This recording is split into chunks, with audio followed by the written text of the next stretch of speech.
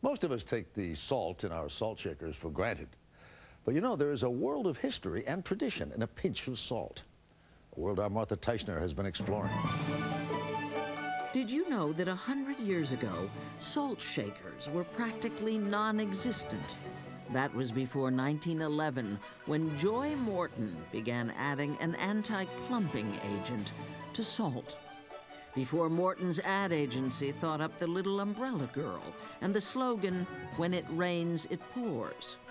The very idea of tiny, perfectly white, uniformly sized salt crystals, this was a revolution. But as so often happens with revolutions, now a counter-revolution has begun. Right in the center is our Malden salt, coming from the town of Malden in Essex County in England. Salt you can't put in a shaker, all kinds and colors, is turning up in the fanciest restaurants, like Per Se in New York City. The one on the right, as you can see, is red. This is Haleakala from Molokai. The middle one is, of course, the black salt. It's Kilauea, and it's blended with activated charcoal. And very last is a Himalayan salt. It's harvested right in the heart of the Himalayan mountains. Salt is a substance whose time has come.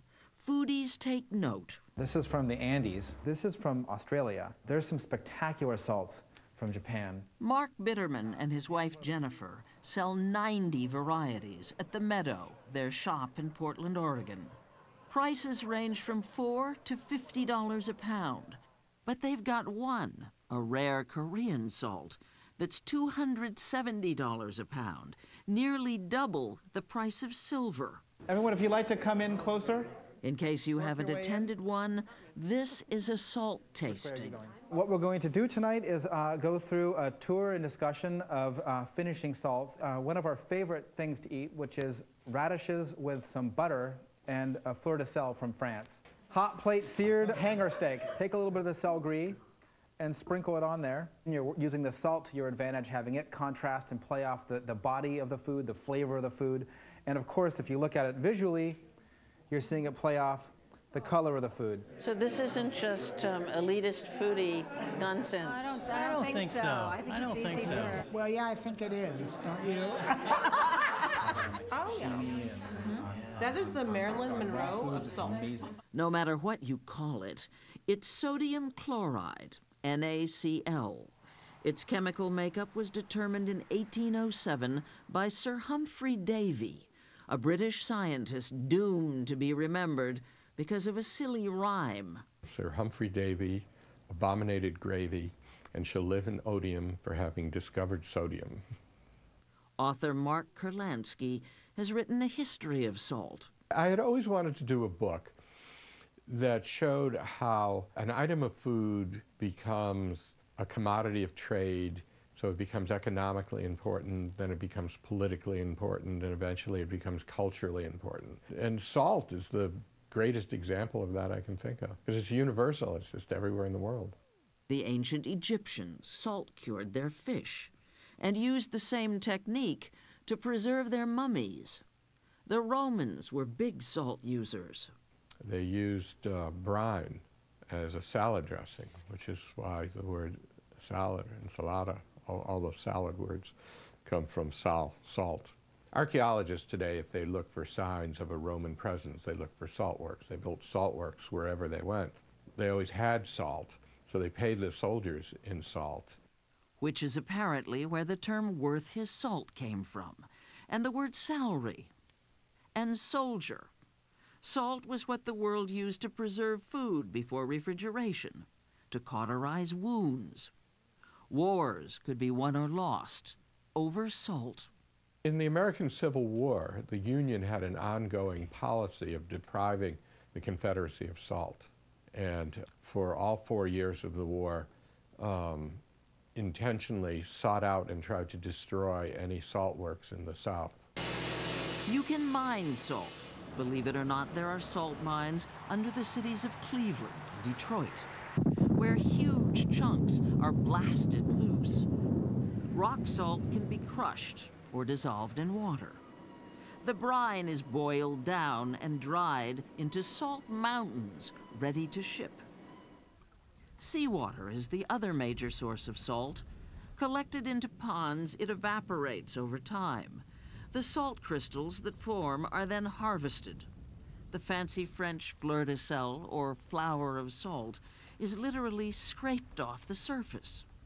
Has salt making changed appreciably from ancient times till now? Well, that's a remarkable thing. No, it hasn't, especially sea salt. I mean, sea salt is made today the way it was made thousands of years ago. By drying it in the sun? Yeah.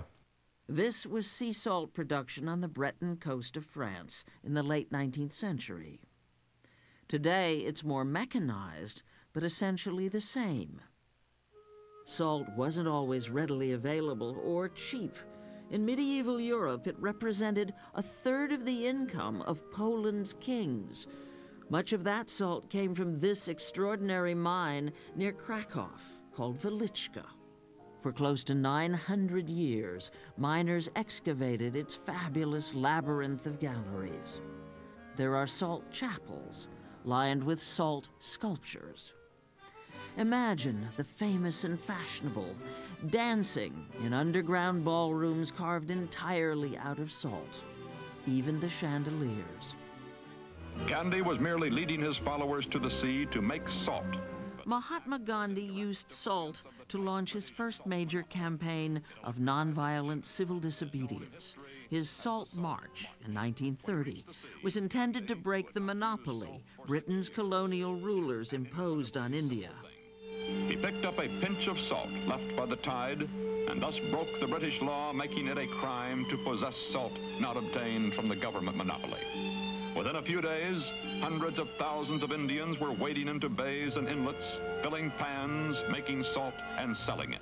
The British tried to impose a salt monopoly on their American colonies as well. And here, too, the response was defiance. Colonists built their own salt works on Cape Cod. Upstate New York became a major salt-producing region. Taxes on that salt helped finance the Erie Canal, built in part to keep New York City supplied. You may not know this. Salt is used in the manufacture of some 14,000 products. Among them, rubber, pharmaceuticals, detergents, metals, even leather. Its biggest use in the United States, de-icing roads. Salt lowers the freezing point of water. Who's the #1 salt producer in the world? China, just ahead of the United States. Our annual output, 50 million tons. The average American consumes about 7 pounds of salt a year, nearly double what the government recommends. A recipe for high blood pressure, which can lead to heart attack or stroke. We need salt, our body needs salt. Do we get too much of it because of processed foods? Yeah, most Americans eat too much salt, but to eat the right salt, just like anything else, is necessary. Celebrity chef David Burke doesn't just serve salt on food. He serves food on salt. These saw-cut slabs of Himalayan pink salt, 500 million years old, can be heated in the oven. Your food gets cooked and salted at the same time. Ooh, wow. Picks up the salt pretty good. Because what you're doing is when you have the liquid on the marinade, it creates a sauce. It melts the salt real quick. Juicy. Oh, it's good. The block is salt. Yes. Like Burke is on a one-man mission to get people to stop taking salt for granted. At his flagship restaurant in New York City, your butter arrives on salt. Your bar pretzels sit in salt. Is someone building these for you? I have a warehouse. I'm in the salt business now. It's called DB Salt, and we're out in New Jersey, and we've got 80,000 tons of salt. And if your order needs a little, he'll whip out a salt grater. You see it coming out? Yeah. It's like snow. Right. So if salt really is the next big thing for food lovers, David Burke is ready. And back in Portland, Oregon, at the Meadow, Mark Bitterman has a ready answer for any skeptic who isn't so sure.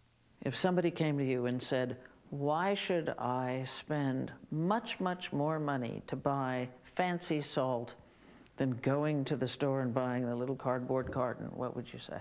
Because every single thing you eat will taste better. That's a pretty good reason.